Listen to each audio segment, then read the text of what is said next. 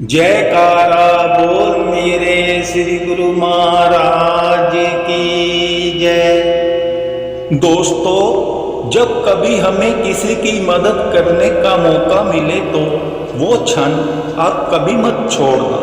पता नहीं कौन सी सेवा हमारी जिंदगी में खुशियां ही खुशियां ले आए। एक बुजुर्ग अध्यापिका भीषण गर्मी के दिनों में बस में सवार हुई। पैरों में दर्द से बेहाल, लेकिन बस में सीट ना देखकर जैसे तैसे खड़ी हो गई। कुछ दूरी ही तय की थी कि बस में एक उम्रदराज औरत ने बड़े सम्मान पूर्वक से आवाज दी, आ जाइए मैडम, आप यहाँ बैठ जाएं। कहते हुए उन्हें अपनी सीट पर बिठा दिया।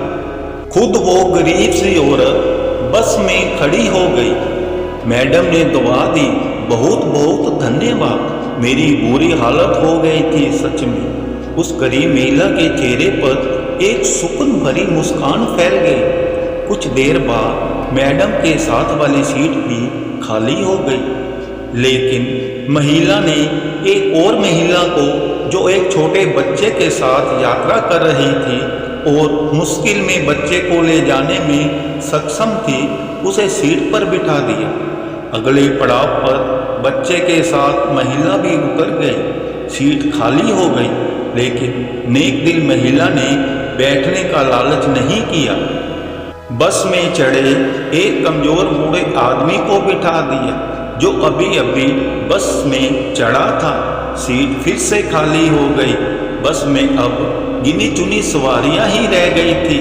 अब उस मैडम ने महिला को अपने पास बिठाया और पूछा, सीट कितनी बार खाली हुई है, लेकिन आप लोगों को ही बिठाते रहे, खुद नहीं बैठे, क्या बात है? महिला ने कहा, मैडम, मैं एक मजदूर हूँ, मेरे पास इतने पैसे नहीं हैं कि मैं कुछ दान कर सकूँ। तो मैं क्या करती हूँ कि रास्ते में पत्थर उठाकर एक तरफ कर देती हूँ, कभी किसी जरूरतमंद को पानी पिला देती हूँ, कभी बस में किसी के लिए सीट छोड़ देती हूँ। फिर जब सामने वाला मुझे दुआएं देता है तो मुझे अपनी गरीबी भूल जाती है, दिन भर की थकान दूर हो जाती है।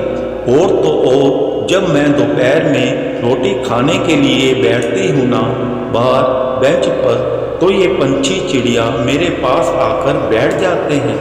उन्हें भी छोटे छोटे टुकड़े करके रोटी डाल देती हूँ। जब वे खुशी से चिल्लाते हैं तो उन भगवान के जीवों को देखकर मेरा पेट भर जाता है। पैसा धेला ना सही, सोचती हूँ दुआएं तो मिल ही जाती है ना, मुफ्त में फायदा ही है ना, और हमने लेकर ही क्या जाना है यहाँ से। मैडम अवाक रह गई।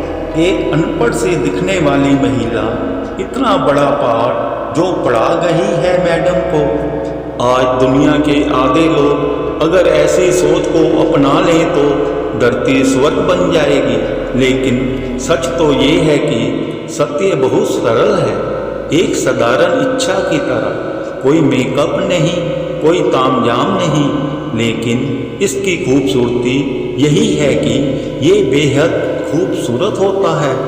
आओ संकल्प करें कि मुझसे मन, कर्म या वचन द्वारा किसी को कष्ट ना पहुँचे और मैं केवल खुशी ही बांटूं।